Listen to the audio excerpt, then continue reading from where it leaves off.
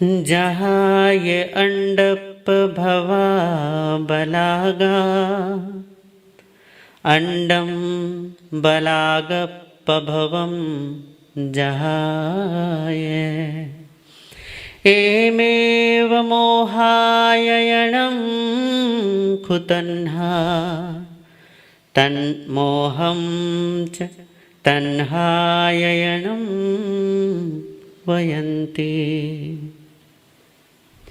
रागो यदोषो वियकम् अभियं, कम्मं च मोहं पभवं वयन्ति। कम्मं च जायी मरणस्य मूलम्,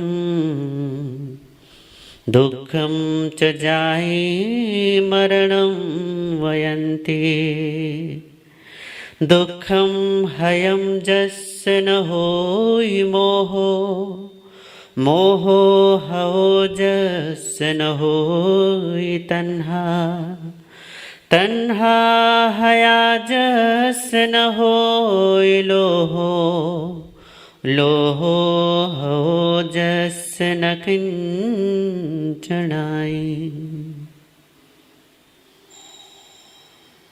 जहाँ ये अंडप भवा बलागा, जैसे अंडे से बगुली उत्पन्न होती है।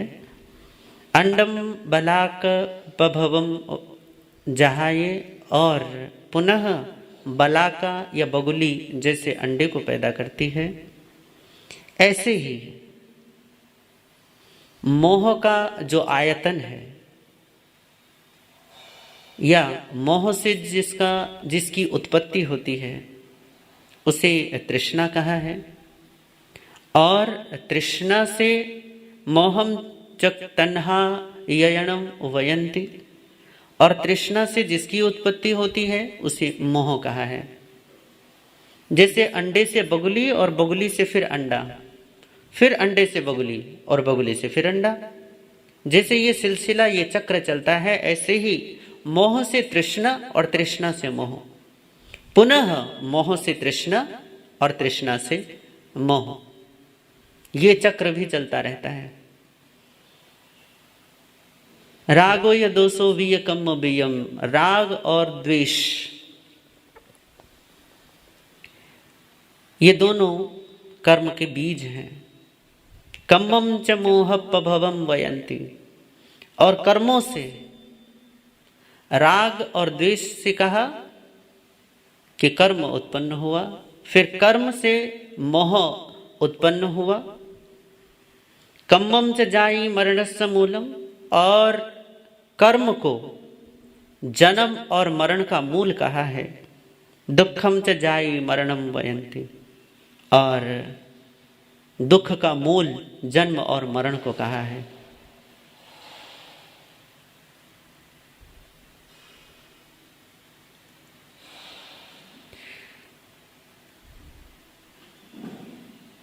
राग और द्वेष ये दोनों कर्म के बीज हैं। मोह से कर्म पैदा होता है, कर्म से जन्म मरण होते हैं, और जन्म मरण से दुख होता है। दुखम हयम जस्य न होई मोह, जिसे दुख नहीं उसे मोह नहीं। मोहो हवो जस्य न होई तन्हा, जिसे मोह नहीं उसे तृष्णा नहीं। तन्हा हया जस्य न होई लोहो, जिसे तृष्णा नहीं उसे लोभ नहीं।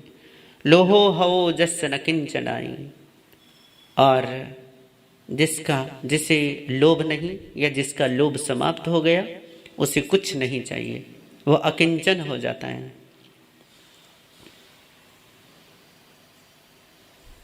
आज के जो सूत्र हैं इनमें प्रभु ने बहुत सार गर्भित संदेश हमें दिया है।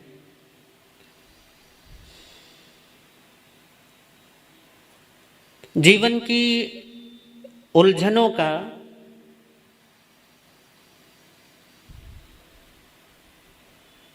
पार कैसे पाएं, ये इन सूत्रों में उन्होंने साफ साफ बताया है। एक एक सूत्र को हम लेंगे और उस एक एक सूत्र को लेते हुए आगे बढ़ते हैं। इन सूत्रों में जो भी उन्होंने कहा है उसे थोड़ा समझने की कोशिश करते हैं। सबसे पहले प्रभु कहते हैं कि जैसे बगुली से या अंडे से जैसे बगुली होती है और बगुली से पुनः अंडा होता है, ऐसी वो कह रहे हैं कि मोह से तृष्णा और तृष्णा से मोह की उत्पत्ति होती है। ये मोह फिर से यहां पर इसका वर्णन पुनः आ गया और इन तीनों गाथाओं में, इन तीनों सूत्रों में लगभग ये समान रूप से आएगा। तो मोह को समझना फिर से एक बार हम जरूरी कर लेते हैं, इसे थोड़ा सा और समझ लेते हैं। मोह का मतलब होता है कि आप या कोई भी जिस जीव को हम मोहित दशा में कहते हैं उसकी एक मान्यता बन जाना। वो मान्यता ये होती है कि मेरा सुख कहीं दूसरी जगह है, किसी दूसरी वस्तु में है या किसी दूसरे व्यक्ति में है या किन्हीं स्थितियों और घटनाओं के बीच में है। आप अपने सुख को शर्त सहित अंगीकार करते हैं, यही मोह है। आप अपने जीवन में कोई अकारण सुख, अकारण आनंद जैसी कोई अवस्था नहीं जानते, यही मोह है। आपका सुख भी कारण सहित है और आपका दुख भी कारण सहित है, यही मोह है।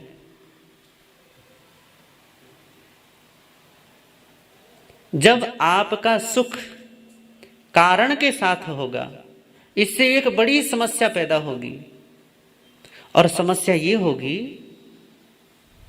कि आप कभी भी मोह के दुष्चक्र से मुक्त नहीं हो पाएंगे, क्योंकि समस्या दूसरे में नहीं है। समस्या वहां नहीं है जहां आप मोहित हो रहे हैं। समस्या उस व्यक्ति में नहीं है जिसके प्रति आप आसक्त हैं। समस्या उस वस्तु में भी नहीं है जिसके प्रति आपका राग है। समस्या उस स्थान में भी नहीं है जहां आप रहते हैं और जिसके प्रति आपका शिकायत का भाव है या उसके प्रति मोह का भाव है। समस्या वहां है जहां से ये भाव पैदा हो रहा है और यही समझने वाली बात है, क्योंकि आपका मोह हमेशा आपके सामने कोई ना कोई ऑब्जेक्ट रखता है। तो ऑब्जेक्ट ओरिएंटेड हो जाना, विषय उन्मुख हो जाना, कि विषय की तरफ ही मुख बनाए रखना, अपनी नजर विषयों पर टिकाए रखना, इसी को परमात्मा कहते हैं कि ये मोह है। क्योंकि इसमें बड़ी गड़बड़ी हो जाएगी। गड़बड़ी ये होगी, जैसे आपने देखा होगा कि कभी कभी कुत्ते के मुंह में हड्डी आ जाती है, मतलब उसे कहीं से हड्डी मिल जाती है तो वो उस हड्डी को चबाता रहता है। अब उस हड्डी में कोई स्वाद नहीं है, उस हड्डी में कोई रस नहीं है, पर कुत्ता बड़ा उसे रस ले लेकर उसको चबाता है, उसे खाता है, उसे मुंह में दबाए दबाए लेकर फिरता है। कारण क्या है? कारण कुछ भी नहीं है। वो हड्डी को चबाता है तो हड्डी के चबाने से उसके मसूड़ों में ही क्या हो जाता है? घाव बन जाता है। हड्डी को मुंह से दबाने के कारण उसके थोड़े से जो खिरचे उड़ती हैं तो उन खिरचों की वजह से उसके मसूड़ों में थोड़ा छोटा बारीक बारीक घाव बन जाते हैं और घाव से तुरंत खून रिसना चालू हो जाता है और यही गड़बड़ी हो जाती है। वो खून तो रिस रहा है उसके जबड़े से और कुत्ते को लगता है कि ये जो सारा का सारा रस है, ये रस इस हड्डी से निकल रहा है। जब भी आप किसी विषय में, किसी व्यक्ति में, किसी वस्तु में या किसी घटना में जब भी आप कोई सुख देखते हैं तो ये बिल्कुल उसी कुत्ते की जैसी अवस्था होती है। वैसे ही वृत्तियों में हम उलझ जाते हैं। उलझना के सिर्फ यही, आपका सुख या जिसे आनंद कहा है वो आपके अपनी आत्मा का स्वभाव है, पर आत्मा की अपनी ही अबोधता की अवस्था से के कारण, अपनी अज्ञानता के कारण, खुद को ना जानने के कारण आप उस सुख को कहीं किसी व्यक्ति में देखते हैं, किसी व्यक्ति में खोजते हैं। आप उसे वस्तुओं में देखते हैं, वस्तुओं में खोजते हैं, यही मोह है। किसी भी चीज के प्रति, किसी भी व्यक्ति के प्रति ये मान लेना कि ये मेरे सुख का कारण है या ये मेरे दुख का कारण है। भगवान कहते हैं कि सुख का या दुख का कारण जब भी किसी व्यक्ति को देखोगे, किसी वस्तु को देखोगे, तो तुरंत समझ लो कि ये मोह है। मोह की ही अवस्था में या मोह की उपस्थिति में जब तक ये मोह रहेगा तब तक आपका सुख दुख किसी अन्य, किसी दूसरे के कारण होता रहेगा। ऐसा नहीं है कि उसके कारण सुख दुख है, नहीं, आपका मोह आपको यही बताता रहेगा कि देखो इसकी वजह से तुम सुखी हो, इसकी वजह से तुम दुखी हो, इसकी वजह से तुम्हारे जीवन में अनुकूलता है, इसकी वजह से प्रतिकूलता है। तो जीवन में व्यक्ति बस फिर इन्हीं चीजों की तरफ भागता रहता है, एक आदमी से दूसरे आदमी की तरफ, एक व्यक्ति से दूसरे व्यक्ति की तरफ, एक स्थिति से दूसरी स्थिति की तरफ, एक वस्तु से दूसरी वस्तु की तरफ। जीवन में बस इसी परिवर्तन के खेल में जुटा रहता है। क्यों? क्योंकि एक समय तक लगता है कि ये वस्तु यदि मेरे पास होगी तो मुझे सुख मिलेगा। वस्तु मिल जाती पर सुख नहीं मिलता। एक व्यक्ति आपका नया नया परिचय होता है, आपको लगता है वाह मजा आ गया, क्या शानदार आदमी है, कैसी इसकी बातें हैं, कैसा तो इसका डील डॉल है, किस तरीके से क्या खूबसूरत दिखता है, क्या खूबसूरत बातें करता है, क्या खूबसूरत मन वाला आदमी है। थोड़े दिनों के बाद जैसे जैसे परिचय बढ़ता चला जाता है, एक समय ये भी आ जाता है कि वो भी आपको भूल जाता है और आप भी उसे भूल जाते हैं। प्रारंभिक दौर में लगता था कि ये व्यक्ति बड़ा सुख देगा और धीरे धीरे पता चलता है कि नहीं, मिल तो जाता है, व्यक्ति तो मिल गया पर सुख नहीं मिला। बहुत सारे लड़के लड़कियां जिनकी शादियां नहीं हो रही हैं, तो जब मिलने के लिए आते ना तो उनकी ये शिकायत होती कि महाराज जी कुछ बता दो ना, कोई तंत्र मंत्र यंत्र संतर जो भी है, ताकि शादी हो जाए। कारण क्या है कि शादी के प्रति इतना मोह, इतनी लालसा क्यों है? क्यों व्यक्ति चाहता है कि भैया उसकी शादी हो जाए? कारण क्या है? कारण सिर्फ यही है कि समाज ने बस एक दिमाग में भर दिया है कि भैया शादी ना होगी तो आदमी तो बस बेकार है। जैसे कि अकेला आदमी रह ही नहीं सकता जीवन में। अब वो एक उसे ऐसा लगता है कि शादी हो जाएगी तो भैया सुखी हो जाएगा या कुछ ऐसा मिल जाएगा कि भैया जीवन बढ़िया कटेगा। अब कोई प्रमाण पत्र तो दिया नहीं जा सकता ना इस चीज का कि सुख मिलेगा ही मिलेगा, पर आपको आपका मोह वहां सुख दिखाता है कि यदि ये घटना होगी, यदि जीवन में ऐसा होगा तो सुख होगा, यदि ऐसा ना होगा तो बड़ा फिर तो जीवन जीने लायक ही नहीं है। आपके जितने भी ये क्या नाम है, जितने भी ऐड आते हैं, मशहूरी जिन्हें कहते हैं, इन सारे के सारे मशहूरियों में, इन सारे के सारे आपके ऐड में एक बात समान रूप से दिखाई जाती है और वो ये ही है कि भैया ये सबसे बेहतर है, ये सबसे अच्छा है, ये सबसे बढ़िया है। एक ब्रश भी करना हो तो भैया वो भी आपको टीवी पर बताया जाता है कि सबसे बढ़िया कौन सा है। मंजन के लिए भी दौड़ है, शैम्पू साबुन और पता नहीं क्या क्या, इन सब चीजों के लिए एक दौड़ है। और इन सभी चीजों के लिए एक ही सिखावन, बार बार एक ही चीज दोहराई जाती है। गजब तो ये होता है कि आपको लगता है कि बाजार में आप जाते हैं तो अपना चुनाव करने के लिए जाते होंगे कि हाँ मुझे ये पसंद है, ये लेंगे वो लेंगे। नहीं, गजब है कि वो भी चीजें आपको टीवी ने सिखाई हैं। आप जाते हैं बाजार में और आपका हाथ उसी की तरफ बढ़ जाता है जो किसी और ने आपके दिमाग में डाला है। यही तो मोह है कि आप पूरे के पूरे विषय उन्मुख हो जाते हैं, विषय की तरफ ही आपका ध्यान चला जाता है और वहां से आपका ध्यान नहीं हटता। कारण कि एक आशा लगी रहती है कि इस व्यक्ति से, इस वस्तु से, इस घटना से, इस स्थिति से, इस स्थान से मुझे सुख मिलेगा, और सुख मिलेगा तो बस फिर उसी की तरफ नजर टिकाए रखते हो। इसको कहते हैं मोह। फिर दूसरा उन्होंने कहा, भगवान ने कहा कि इसी मोह से तृष्णा की उत्पत्ति होती है। अब तृष्णा क्या है? दोनों लगभग समानांतर शब्द हैं। जिसे मोह कहते हैं वही तृष्णा, जिसे तृष्णा कहा वही मोह है, पर थोड़े थोड़े फर्क के साथ। जब किसी व्यक्ति में आप सुख देखते हैं तो उसे पाने की कोशिश करते हैं और आप उसे पा लेते हैं। ये है सारी की सारी प्रक्रिया मोह की। वो आपको दिखाता है कि इस वस्तु में सुख है, कि ये कपड़ा होगा तुम्हारे पास, इस ब्रांड का होगा, इस तरीके के मोल का होगा तो तुम सुखी हो जाओगे। ये मोह है। और उसके बाद तृष्णा क्या है? तृष्णा है कि चीज मिल गई, चीज हासिल हो गई, आपको प्राप्त चीज हो गई, परंतु अब वो वस्तु जो है अब आपको अतृप्ति देकर चला जाता है कि चीज तो आ गई, आपको लगा था कि ये गाड़ी नहीं होगी तो मैं सुखी नहीं होऊंगा, और ये गाड़ी मिल जाए तो भैया बड़ा आनंद आ जाए। गाड़ी मिल जाती पर आनंद नहीं मिलता, इसी को तृष्णा कहते हैं।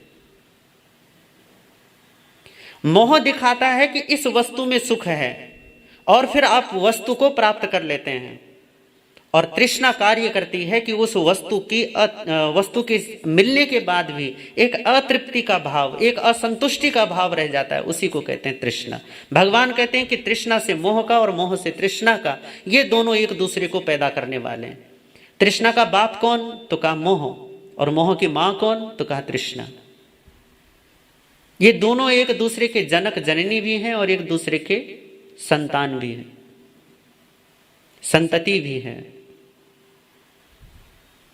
तो मोह जब आप किसी विषय में व्यक्ति भी हो सकता है, कोई भी चीज भी हो सकती है, वस्तु भी हो सकती है, जब आपकी नजर इसको छोड़कर कहीं और रहती है, इसको कहते हैं मोह। आप सुख की आशा करते हैं किसी दूसरे से, इसको कहा मोह। और जब वो वस्तु, वो व्यक्ति मिल जाता है पर फिर भी अतृप्त रह जाओ, तो इसको कहते हैं तृष्णा।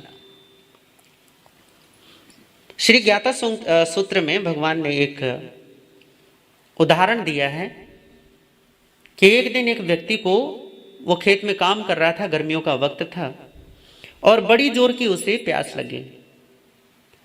अब उसने वो एक पेड़ के नीचे आया, बैठा, पानी उसने खोजा, आसपास कहीं पानी नहीं था, तो उसने सोचा चलो थोड़ी देर छांव में बैठता हूं और फिर उसके बाद पानी की व्यवस्था करता हूं। जब वो बैठा छांव में, तो थोड़ी देर में ठंडी हवा लगने के कारण, छांव में बैठने के कारण उसको नींद आ गई। अब क्योंकि वो बाहर प्यासा था, तो उसे नींद में जाते ही उसे सपना चालू हो गया। सपने में भी वो प्यासा है, और प्यास इतनी जबरदस्त कि भैया जो भी उसके घरों में पानी था उसने अपने घर का सारा पानी पी लिया, पर फिर भी उसकी प्यास ना बुझी। वो भागा कुएं की तरफ और कुएं का सारा पानी पी गया, और फिर भी प्यास ना मिटी। वो तालाब और सरोवर और बावड़ियों की तरफ भागता है, सारे पानी पी जाता है, फिर भी उसकी प्यास नहीं बुझी। वो गांव के बाहर जो बड़ी नदी बहती थी, नदी के पास गया और नदी का सारा पानी पी गया अगस्त्य मुनि की तरह, और फिर भी उसकी प्यास न मिटी। भागता भागता कहते हैं कि समुद्र के किनारे गया और समुद्र का सारा पानी पी जाता है, और फिर भी उसकी प्यास नहीं बुझती। और आखिर में यही कि भैया सारा पानी वो पी गया है और अब कहीं पानी पीने के लिए बचा ही नहीं, अब क्या करे। फिर भी उसकी प्यास वहीं की वहीं बनी हुई है, और प्यास बनी हुई है तो उस प्यास के बने हुए के कारण वो क्या करता है, खोजता है, अरे प्यास लगी है, प्यास लगी है, पानी चाहिए, पानी चाहिए। भयंकर तरीके से सारा धरती का पानी पी गया, पर फिर भी प्यासा का प्यासा, तो वो खोजता है कि अब पानी कहाँ मिले। तो कहते हैं कि एक जगह उसे पानी मिला तो सही, पर जैसे कीचड़ होता है ना, कीचड़ मिल गया, पानी नहीं था, बस कीचड़ था। अब वो क्या करता है, देखता है कि अरे पानी तो नहीं है, चलो कीचड़ ही सही, तो वो कीचड़ उठाता है और उस कीचड़ को निचोड़ता है, और निचोड़कर उसमें से जो बूंद बूंद पानी निकलता है, उस पानी को पीने की कोशिश करता है और उससे अपनी प्यास मिटाने का प्रयास करता है। भगवान अपने संतों से पूछते हैं फिर कि बताओ साधुओं, बताओ श्रमणों, एक बात बताओ कि जिसकी प्यास पूरे धरती के जल से नहीं मिटी, क्या उन बूंद बूंद पानी से उसकी प्यास बुझ जाएगी? तो सारे कहते हैं कि नहीं जी, जो नदियों का पानी, समुद्रों का पानी पीकर भी प्यासा का प्यासा रहा, वो कीचड़ को निचोड़कर जो बूंद बूंद पानी मिल रहा है, उससे कैसे संतुष्ट हो जाएगा? तो भगवान ने कहा फिर उनसे कि बताओ फिर उसको, उस प्यास से मुक्ति का उपाय क्या है? वो जो बेचैन हो रहा है, दुखी हो रहा है, उस दुख से मुक्ति का उपाय क्या है? तो सारे बोले कि भगवान उसको जगा देना चाहिए, जाग जाएगा तो उसको पानी भी मिल जाएगा और वो उसकी प्यास भी बुझ जाएगी। तो भगवान ने यही कहा कि बिल्कुल, संसार में तृष्णा ही है जो सबसे बड़ी प्यास है। पूरा का पूरा संसार भी मिल जाता है, सारा का सारा, कितना अनंत जन्म हुए और इन अनंत जन्मों में अनंत विषयों का सेवन किया है, और वो इतना है जैसे बिल्कुल समुद्रों का पानी, इतना विषय सेवन कर चुका है जीव, जैसा कि समुद्रों का पानी भी कम, वो इतना अनंत की मात्रा में। पर फिर भी आज तक संतुष्ट नहीं हुआ, तो इसको यदि संतुष्ट होना है तो सिर्फ एक ही उपाय है, और उपाय है कि ये जाग जाए। जागृति ही केवल प्यास बुझा सकता है, नींद में आपकी प्यास कभी नहीं बुझ सकती। और नींद में यदि प्यास बुझेगी भी तो केवल और केवल एक भ्रम होगा, प्यास के मिटने का केवल भ्रम होगा। अज्ञान दशा में जब आप अपने आप को सुखी पाते हैं, को अच्छा वातावरण मिल गया, अच्छी घरवाली मिल गई, या अच्छा पति मिल गया, अच्छे बच्चे मिल गए, अच्छा धन वैभव हो गया, अच्छा घर बन गया, अच्छी गाड़ी आ गई, अच्छे कपड़े पहनने को मिलते हैं, अच्छा खाना खाने को मिलता है, इन सारी स्थितियों में अज्ञानता में रहते हुए भी आप सुखी हो सकते हैं, परंतु केवल भ्रम है। क्यों? क्योंकि आपने मूल कारण जो दुख का है वो अभी भी बचाकर रखा हुआ है, और ये इन सारे के सारे भ्रमों को कब इनको धराशाही कर देगा और कब आपको दुख में डाल देगा, कब आपको अंधेरे में पहुंचा देगा, ये कोई क्यों? क्योंकि अंधेरे में पहुंचाने वाली बात ही नहीं है।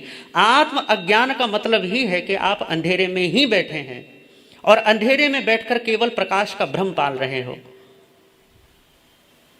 भगवान कहते हैं कि यदि तृष्णा से मुक्ति चाहिए तो जागृति चाहिए, और जागृति का मतलब सतत होश, पल पल में क्षण क्षण में होश साधना पड़ेगा। और जब तक आप जाग नहीं जाते तब तक ये कुंभकर्णी निद्रा, तब तक ये अज्ञान की गहरी नींद आपको दुखों से मुक्त नहीं कर सकती। तो परमात्मा क्या कह रहे हैं कि मोह से तृष्णा और तृष्णा से मोह की उत्पत्ति होती है। ये दोनों एक दूसरे को पैदा करते रहते हैं, एक दूसरे को बढ़ाते रहते हैं। मोह तृष्णा को और तृष्णा मोह को जन्म देता है। फिर अगला सूत्र भगवान ने क्या कहा? अगला कहते हैं कि रागो या दोषो बीय कम्म बीयम,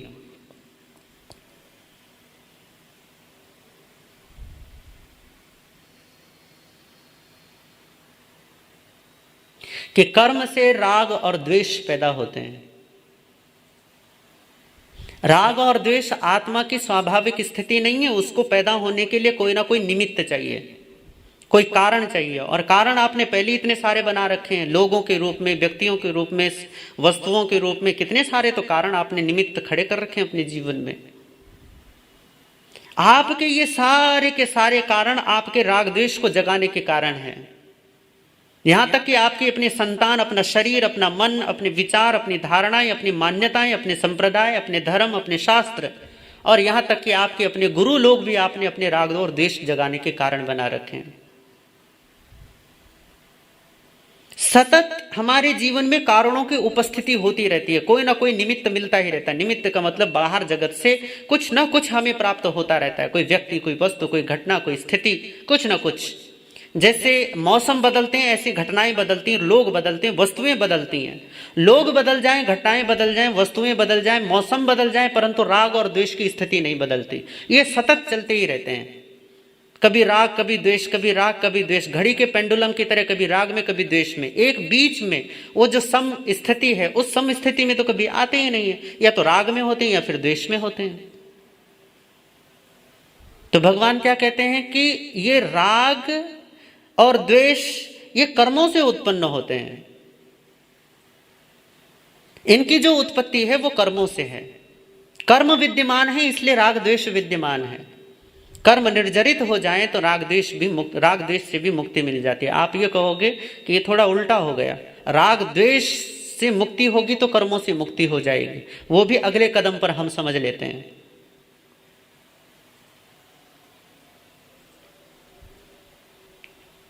पहले कहा कि कर्म से राग द्वेष पैदा होते हैं, कि ये कर्म जो है ये बीज है राग और द्वेष को फलने फूलने का। आप कर्मों का बीज बोते हो और तुरंत राग और द्वेष फल फूल जाता है।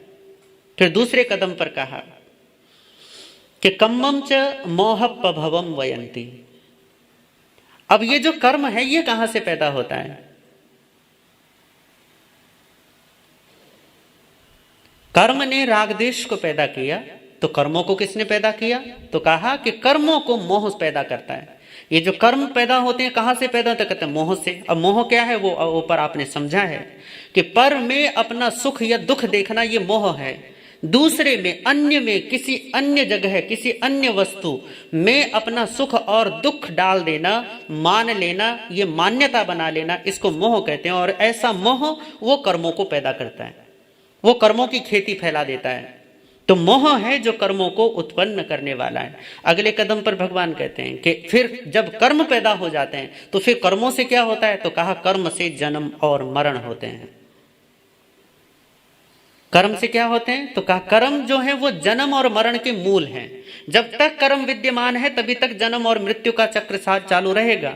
जिस पल में भी आपके कर्माशय मुक्त हो दशा आ जाएगी, तत्क्षण आपकी मुक्त दशा प्रकट होगी और फिर जन्म और मरण का कोई कारण नहीं। जैसे बीज को जलाने पर बीज पैदा होने की सामर्थ्य खो देता है, ऐसे ही कर्मों से मुक्त हो जाने पर जन्म और मरण होने की सामर्थ्य और संभावना भी समाप्त हो जाती है। जन्म और मरण है ही इसीलिए। यदि आपका जन्म हुआ है तो कारण है पीछे, क्योंकि कर्म है। यदि मृत्यु होगी तो कारण है पीछे, क्योंकि कर्म है। यदि इस अवस्था में, इस जीते जी अवस्था में कर्मों से मुक्त हो गए तो फिर जन्म न होगा और मरण न होगा। पर जब तक कर्मों की दशा रहती है तब तक जन्म और मरण रहते ही रहते हैं। यहां तक तो बात सही है, यहां तक बात थोड़ी हजम भी हो जाती, पर जो अगली बात भगवान ने कही वो बड़ी खतरनाक है। खतरनाक किस लिए कह रहा हूं, क्योंकि वो समझने लायक है कि कम्मम च जाई मरणस्य मूलम, कर्म से जन्म और मरण ये दोनों पैदा होते हैं, क्योंकि ये मूल है उनका। इस जड़ से ही जन्म और मरण का क्या होता है, वृक्ष फलता फूलता है। पर एक अगला जो कदम बोला वो कहा कि दुखम च जाई मरणम वयंती, और इसी जन्म मरण के मूल से ही फिर दुखों की उत्पत्ति होती है। पहले कहा कि कर्मों से जन्म मरण, मोह से कर्म, कर्म से जन्म मरण और जन्म मरण से दुख। हमारे जीवन में ये बड़ी गजब की घटना घटती है। ये दुर्घटना कहूंगा, इसको घटना नहीं कहूंगा। ये दुर्घटना ये घटती है कि हम दुखों से मुक्त होने की कोशिश करते हैं, हम सुख पाने की कोशिश करते हैं, परंतु उस कोशिश में हमारा ध्यान मूल पर होता ही नहीं है। हमारी विचारणा में कभी ये ख्याल भी नहीं होता कि तुम्हारा जन्म लेना ही तुम्हारे दुख का कारण है। कितने लोग हैं आप में से जिनको ये पता है कि ये जन्म मिला है इसलिए ये जन्म ही दुख का मूल है, या ये जन्म मिला है इसीलिए सुख भी है और दुख भी है। सर्दी गर्मी की तरह, दिन और रात की तरह, अनुकूलता और प्रतिकूलता में झूलता हुआ मन कभी सुखी कभी दुखी, कभी प्रसन्न होता है कभी नाराज होता है, कभी रति में जाता है कभी अरति में जाता है, कभी मोद मनाता है और कभी उदास हो जाता है, कभी उत्साहित होता है कभी हतोत्साहित होता है, निराशा के गर्त में चला जाता है। कारण क्या है? कारण आप खोजते हैं क्योंकि आप फेल हो गए, या आपको नंबर कम मिल गए, या आपको रिश्ता टूट गया, या कोई नाराज हो गया, या कोई हानि हो गई, या किसी प्रकार का कोई नुकसान उठाना पड़ गया, या शरीर बीमार पड़ गया। कितने सारे कारण आप बनाते हैं अपने सुख और दुख के। आज बड़े खुश हो, क्या बात है? कहते हो आज ना थोड़ी सी कमाई हो गई, आज मेरा बहुत पुराना दोस्त मिल गया, आज पत्नी ने ना बहुत अच्छा खाना बनाया था, आज मेरे पतिदेव मेरे लिए नई साड़ी लाए हैं, आज मेरा बेटा बढ़िया नंबरों से पास हो गया है। ये सारे कारण आप बना देते हो सुख और दुख के, और जबकि इन सुख और दुख के मूल में आप देखना ही नहीं चाहते कि आपका जन्म है जो आपकी उदासी का, आपके दुख का मूल कारण है। जन्म ना होता तो आपका सुख और दुख भी ना होता। आपका जन्म हुआ है इसलिए सुख और दुख का भी जन्म हुआ है। और यही सोचने समझने की बात है कि यदि दुखों से मुक्ति चाहिए तो सबसे पहले सुख की आशा छोड़ो, सुख की अपेक्षा का त्याग कर दो, क्योंकि सुख और दुख अलग चीज नहीं है।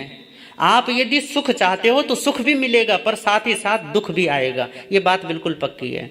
तो दुखों से मुक्ति चाहिए तो पहले क्या कर दो, सुख की आशा का त्याग कर दो। और सुख की आशा का त्याग करते दोनों से यदि छूटना है तो जन्म और मरण से मुक्त होने की कोशिश कीजिए। और जन्म और मरण से मुक्त होने की कोशिश करना है तो किससे मुक्त होना है? तो कहा कर्मों से मुक्त होने की कोशिश कीजिए। और कर्मों से मुक्त होना है तो किससे मुक्त होना है? तो भगवान कहते हैं मोह से मुक्ति की कोशिश कीजिए, मोह से बचिए। मोह है तो कर्म है, कर्म है तो जन्म मरण है, और जन्म मरण है तो दुख की परंपरा चलती रहेगी। आप दुख से बच नहीं सकते जब तक जन्म और मरण है। जिन्हें तुम भगवान बनाकर पूजते हो ना, वो लोग भी दुख से मुक्त नहीं है। सुख और दुख के चक्र में तो वो भी पिसे हैं। राम से लेकर कृष्ण तक, कृष्ण लेकर बुद्ध तक, बुद्ध से महावीर, महावीर से नानक, कबीर, रैदास, इन सारे महान संतों का, इन महान भगवंतों का जीवन देखो और देखकर सीख लो कि जब तक, क्योंकि जन्म हुआ है तो जन्म के साथ वो सारे के सारे सुख दुख दिन रात की तरह लग गए हैं साथ में। ये प्रकृति के हिस्से हैं, इन पुद्गल का हिस्सा है। सुख भी आएगा, दुख भी आएगा, अच्छा भी आएगा, बुरा भी आएगा। पुण्य का प्रकर्ष होगा तो सुख मिलेगा, पाप का उदय आएगा तो फिर दुख मिलेगा। तो भगवान कहते हैं कि दुख से मुक्ति चाहिए तो जन्म मरण से मुक्त होने की कोशिश करो, और जन्म मरण से मुक्ति चाहिए तो फिर कर्मों से मुक्त होने की कोशिश करो। कर्मों से मुक्ति चाहिए तो अपने मोह का त्याग कर दो, और मोह का त्याग ही किया जाता है। असल त्याग मोह का ही त्याग है। ये छोटे मोटे त्याग, कोई भिंडी छोड़ रहा है, कोई तोरी छोड़ रहा है, कोई कुछ छोड़ रहा है, कोई कुछ छोड़ रहा है, और छोड़कर सोचते हैं कि हम बड़े त्यागी हो गए। ठीक है, संकल्प बढ़ाने के लिए, संकल्प बल मजबूत करने के लिए ये थोड़ा बहुत सहयोग कर देते हैं, परंतु आपका असल त्याग तभी होगा जब मोह का त्याग होगा। यदि आप सचमुच में ही त्यागी बनना चाहते हैं तो मोह का त्याग कर दीजिए, फिर देखिए कि किस तरीके से आनंद बरसता है। क्योंकि मुक्त ही केवल आनंद अवस्था है और कोई आनंद नहीं है जीवन में। परम स्वतंत्रता घटित हो तो आनंद घटित हो, परम प्रेम घटित हो तो आनंद घटित हो, अन्यथा इसके अलावा सुखी होने का कोई उपाय नहीं है। तीसरा सूत्र, उसी भी थोड़ा समझ लेते हैं, फिर अपनी बात खत्म करता हूं। उसमें बिल्कुल सिंपल बातें भगवान ने कही है, ये बिल्कुल अद्भुत हैं। और अद्भुत इसलिए कह रहा हूं क्योंकि उन्होंने एक चक्र, एक दुष्चक्र आपके सामने प्रकट कर दिया है। इस दुष्चक्र को पूरे तरीके से आपको खोलकर समझा दिया है। इसे जैसे आप समझिए कि वो क्या कह रहे हैं कि दुखम हयम जस्य न होई मोहो, कि यदि सुख और दुख न हो तो मोह नहीं होता, या ऐसा कहो कि मोह न हो तो सुख और दुख का भाव भी नहीं रहता। मोह है इसलिए सुख दुख में जीव क्या हो जाता है, लिप्त हो जाता है, उसी में डूब जाता है। सुख ही होगा तो हाय बड़े गुब्बारी की तरह फूल जाता है, और दुख आएगा तो एकदम से निराश, हताश, उदास, बिल्कुल पता नहीं कौन से अंधेरे के गर्त में अपने आप को डुबो लेता है। भगवान कहते हैं कि मोह न हो तो दुख नहीं होता। दूसरा क्या कहा, मोह हो जस न होई तन्हा, और मोह किसे नहीं होता, मोह नहीं होता दुख नहीं होता, पर मोह न हो, मोह किसे नहीं होता, तो कहा कि जिसको तृष्णा नहीं होती उसको मोह नहीं होता, जिसे अतृप्ति का भाव नहीं है उसे मोह नहीं होता। और फिर अगले कदम पे कह रहे हैं कि जिसे लोभ नहीं होता उसे तृष्णा नहीं होती।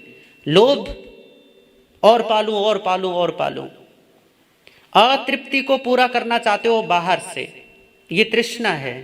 पूरा नहीं होता, मिल जाता है पर पूरा नहीं होता, फिर आपको लगता है कि इससे तो नहीं हुआ, दूसरे को पालो और ज्यादा पालो, क्योंकि अभी थोड़ा है ना, थोड़ा है तो ज्यादा पालेंगे, थोड़ा है तो थोड़ा सुख, ज्यादा है तो ज्यादा सुख। ये जो भाव है ये लोभ है, तो और ज्यादा पाने की कोशिश करते हो, भागते हो, इसे लोभ कहते हैं। तो भगवान कहते हैं कि तृष्णा मिटी तो लोभ भी मिट गया। और फिर आखिरी बात वो कह रहे हैं कि लोभ किसको नहीं होता, कौन व्यक्ति है ऐसा जिसको लोभ जागृत नहीं होता, या जिसके जीवन में लोभ उसे भगाता नहीं, तो कहा कि आखिरी चीज है जिसे कुछ नहीं चाहिए, अकिंचन हो गया। किंच कहते हैं कुछ, अ कहते हैं अभाव, जिसे कुछ का भी अभाव हो गया, जिसे कुछ चाहिए ही नहीं, उसको लोभ नहीं है। आकिंचन्य ये हमारे 10 धर्मों में से एक धर्म है। हमारे यहाँ पे श्रमण धर्म बोला है इन्हें, और श्रमण धर्म का मतलब होता है, श्रमण का मतलब साधु साध्वी श्रावक श्राविका सब श्रमण में आ गए।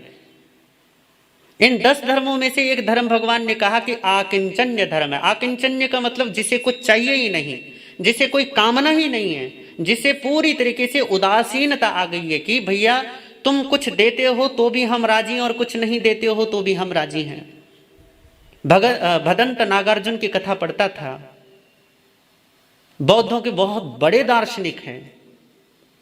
हिंदुओं में वेदांत में जैसे शंकर का नाम है वैसे ही नागार्जुन का नाम। और बड़ी गजब की बात यह है, कई लोग तो ये कहते हैं कि शंकर ने नागार्जुन की ही नकल की है।